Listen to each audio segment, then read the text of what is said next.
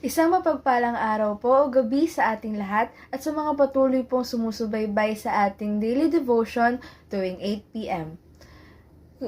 Kung nung mga nakaraan po ay napag-usapan na natin ang ibang topic patungkol sa wisdom, ngayon po ay pag-uusapan pa rin po natin siya. Pero ang ating main topic po is the beginning of wisdom.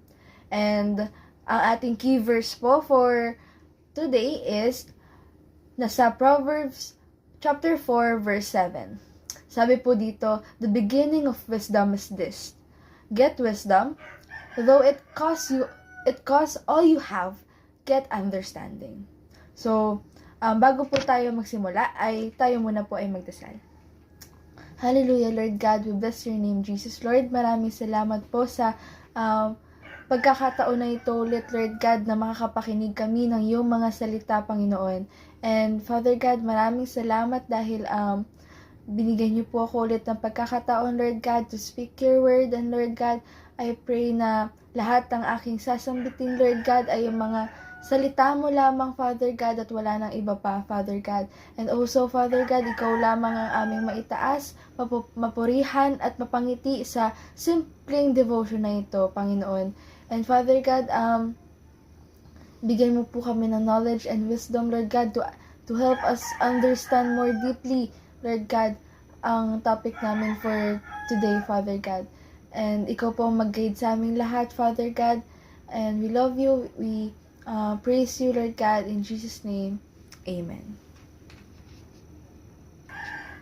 So, when we think about wisdom, sino ang naaalala natin na Bible character na ginamit ng Panginoon?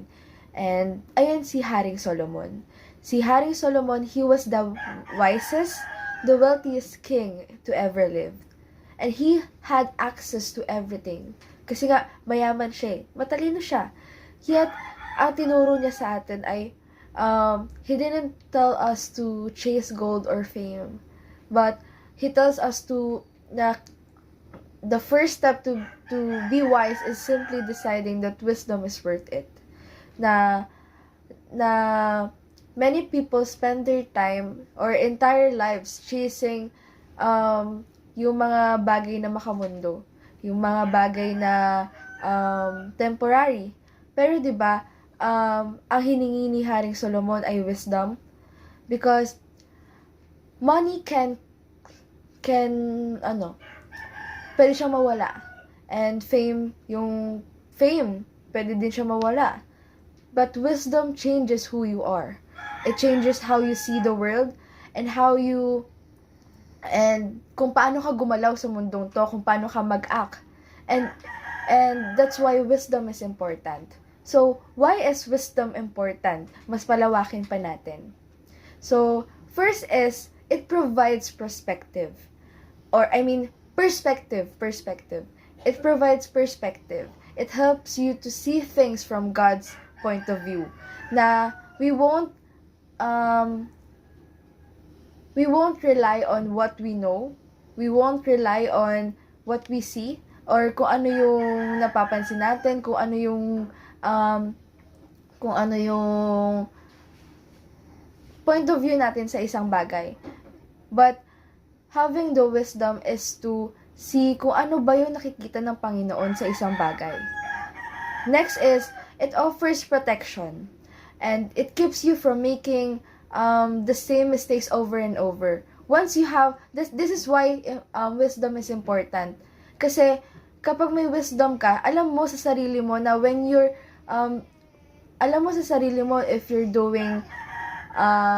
if you're doing bad things already. And alam mo din sa sarili mo na nagre-repeat lang yung cycle ng sin mo. That's why when you have wisdom, it protects you from the things na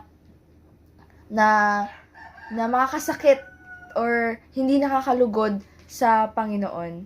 And it offers protection kasi yes, oo, nagkakasala pa rin tayo, hindi natin yun mapipigilan dahil we're still in the flesh, we're still people, nasa mundo pa rin tayo. Pero having the wisdom is knowing the difference between right and wrong. And if you know kung ano yung pinagkaiba ng tama at mali, then it will be easy for you to follow God. And next is, it adds value. It is more than just knowledge. And yung Bible, in the Bible, wisdom includes understanding, deep understanding, the moral insight to know what is right, and the discernment to actually do it. Ibig sabihin po, ang wisdom is, hindi lang siya basta-basta nakukuha. And it requires a lot of understanding. It requires, hindi lang siya basta yung alam na natin to agad. Pero, wisdom comes from God. And the price of wisdom. The verse gives us a serious warning. Though it costs all you have. Sabi po dun, diba? Though it costs all you have. And this is like the heart check for all of us.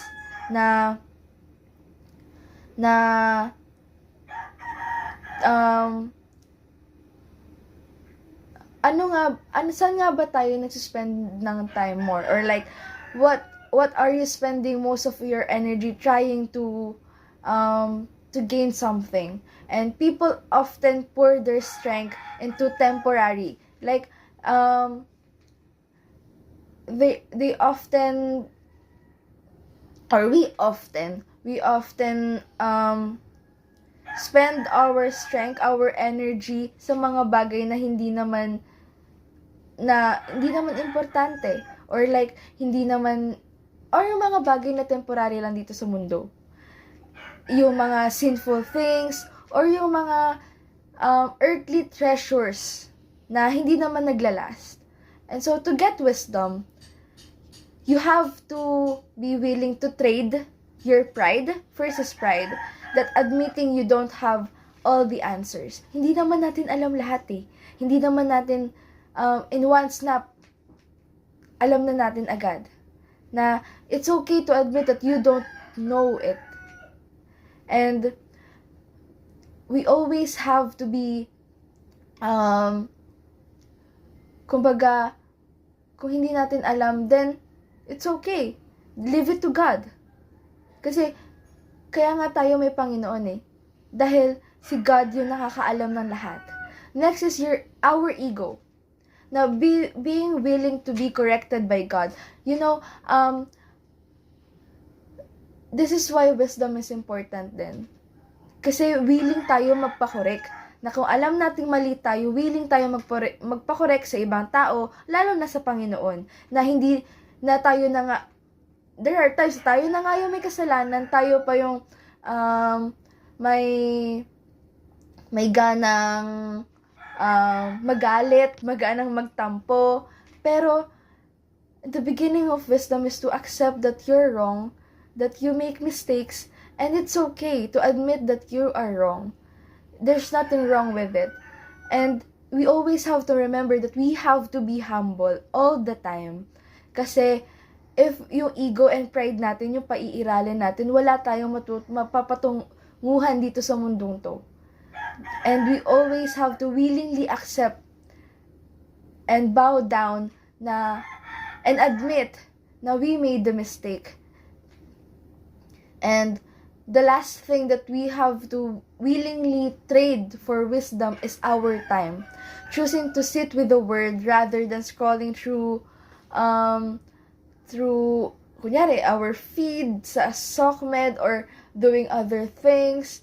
And we really have to give time. Kasi paano tayo mag-gain ng wisdom if we don't read ng Bible, di ba? Paano tayo mag-gain ng wisdom if we don't try to learn it, to learn from something?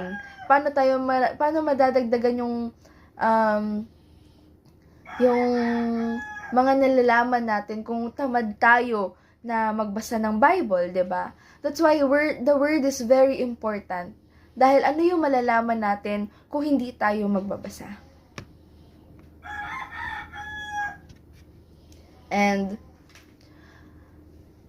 we always have to pray na, Lord, I don't know the way. We can admit that. Hindi natin alam kung ano yung way na gagawin, na susundan natin, yung pathway na, yes, yung pathway ni God yung susundin natin. Pero saan, diba? And, pwede natin ipag-pray na, Lord, I don't know kung saan yung way na yun. And I need your understanding. So, how to get wisdom? First is, you have to ask for it. Diba sabi din sa James 1:5 is that, if you lack wisdom, ask God. He is eager to give it to you if you are really sincere. And paano mo malalaman? Yes, alam ni God kung ano yung nilalaman ng puso at isipan natin, but still we have to ask for it. If we really want it, we have to ask for it. Lord, I want your understanding. I want your wisdom. Lord, give me wisdom. And lalo na sa mga things that you don't know, to the things that you're lost, then ask for wisdom kay God. And next is study the Bible. That's always a stepping stone. You have to study the Bible. You have to read the Bible. If you cannot have the mind of God, or you cannot get wisdom from God if you don't read the Word of God. And right now we have to remind ourselves na we have to start reading Bible. We have to fully commit na magigive tayo ng time para kay God. And next or last is you have to apply what you learn. Na wisdom is not just narinig mo lang. Hindi siya yung comes from just hearing. It is also doing. Kumbaga, when God shows you the truth, act on it immediately. Na hindi naman kasi na kunyari narinig lang natin tapos ano magagawa kung maririnig lang natin, 'di ba? We have to take action kung ano yung natutunan natin. Kasi if we don't, then that's baliwala. Baliwala lang siya. That's why, sobrang importante na we act upon it. Na lahat ng matututunan natin from God, from the Bible, lahat ng yun i-apply natin sa buhay natin mismo. So, why is wisdom the beginning of everything? First, wisdom defines your direction. Knowledge is, kumbaga, knowledge is the map, or is having the map. But wisdom is knowing which way to turn the wheel. Wisdom is the one who sets your direction. Now, without wisdom,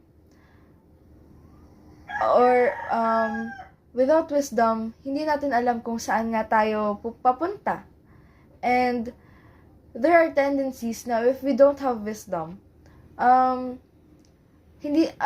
baka mapunta tayo sa maling pathway o maligaw tayo, 'di ba? And Proverbs 4:7 teaches us that before you pursue something, it can be either a dream, a relationship, a career. You must first seek wisdom from God so that you don't waste your life chasing things that doesn't matter, or you don't waste your life chasing the things that God doesn't want you to chase, or hindi siya parte ng plano ng Panginoon sa'yo. That's why you have to ask for, or you have to seek for wisdom first. And then second, wisdom is the beginning of everything because it changes who you are and not just what you have. Money can change, money can change your life, like your life status, and yung kumbaga sa iba, yung fame, it can also change your life. But or change your status din sa buhay. But wisdom changes who you are. It changes your character. And sabihin na natin ang kayamanan, it is external. Pero in one snap, you can lose everything. But wisdom is internal. Because it changes how you see the world and how you react to the problems or yung mga bagay na sinusubok ka. And Solomon calls it the beginning because it is the lens through which you view everything else. Like, yung wisdom kasi, binabago niya din yung perspective mo sa buhay. Binabago niya din yung mindset mo, yung how you see things sa world. And kung yung lens na yun is very clear, then your life will be clear then. 'Di ba? And next is, it is the master key to every other blessing. In the Bible, wisdom is often described as the mother who brings other gifts with her. Then, when you prioritize wisdom, other things like peace, stable relationships, or it often follows. Para mas maintindihan, for example, you do have the money. You do have the money, but there's no wisdom. Ano mangyayari sa money? Waste. You have the talent, but there's no wisdom. Waste. But if you have the wisdom, you can build a life. You can build a life, a strong foundation. Kumbaga, nagpaplano ka ng bahay, 'di ba? Nagpaplano ka ng bahay, gusto mo ganito, ganyan, ganyan, ganyan, ganyan. Gusto mo ganito yung design, ganyan, ganyan. But you didn't think about the foundation ng bahay mo. If it's strong enough, then, ano mangyayari sa bahay? It will just collapse. That's why wisdom is important. Because it is the foundation of every other blessing. Next, it requires a heart check. What does heart check means? The verse says, diba, na though it costs all you have, get understanding. This means wisdom is the beginning because it requires an ultimate sacrifice, humility. To get wisdom, you have to admit that yung ibang mga bagay na ginagawa natin really doesn't work. Na you have to trade your pride and your ego for God's truth. Na we have to admit na no, your ways are not working. That's why you have to ask for God's wisdom. And most people fail because they aren't willing to pay that price. Most of us is guilty dahil we cannot, ang mahirap kasi labanan ang pride and ego. Tama, 'di ba? Pero if we really want to gain the wisdom that God wants us to gain, we have to trade all of that. We have to let go of the pride and ego. And we have to fully accept na mali tayo, na kulang tayo. And most of us then, we want blessing, but without the wisdom. That's why, yun yung kailangan natin palitan. Lastly, wisdom connects all of us kay God. Diba, the Bible also says that the fear of the Lord is the beginning of wisdom. Sabi yun sa Proverbs 9:10. Wisdom is the beginning of everything because it leads you back to God. It helps you distinguish between earthly treasures that mabilis mawala and heavenly treasures na it is eternal. And when you seek wisdom, you also seek the heart of God. You also seeking the mind of God para sa sarili nating buhay. So, ang kabuuan ng the wisdom is the beginning, is that wisdom is the beginning because without it, everything else crushes. Without wisdom, everything falls down. And we have to stop spending our lives building a structure or a foundation na hindi strong. Kumbaga, gumagawa ka ng isang bahay na buhangin, na hindi strong enough yung foundation. Na we spend our lives sa mga bagay na temporary lamang. So, spend our energy getting wisdom, because once you have God's perspective, you have everything you need to succeed in life. And that's all po. And before we end this short devotion, tayo muna po yung magdasal. Hallelujah, Lord God, we bless your name, Jesus. Lord, maraming salamat po sa gabing ito o araw na ito na pinagkaloob niyo po sa amin muli, Father God. Maraming salamat dahil nakapakinig kami ng iyong mga salita, Lord God, na mas marirealize namin, Father God, kung ano yung mga bagay na worth it, Father God. And the wisdom that you are giving sa amin ay yun po, Father God, ang worth it, Lord God. Hindi po siya mako-compare, Lord God, kung ano ang ino-offer ng mundo, Panginoon. But Father God, help us to seek more of your wisdom, Father God. Na huwag kami mag-rely kung ano yung nalalaman namin, kung ano yung alam namin, Lord God. But we always remind that we always have to seek what you know, what you want, Lord God. And Father God, huwag kaming mag-settle, Lord God, sa mga bagay na hindi maglalast forever, Father God.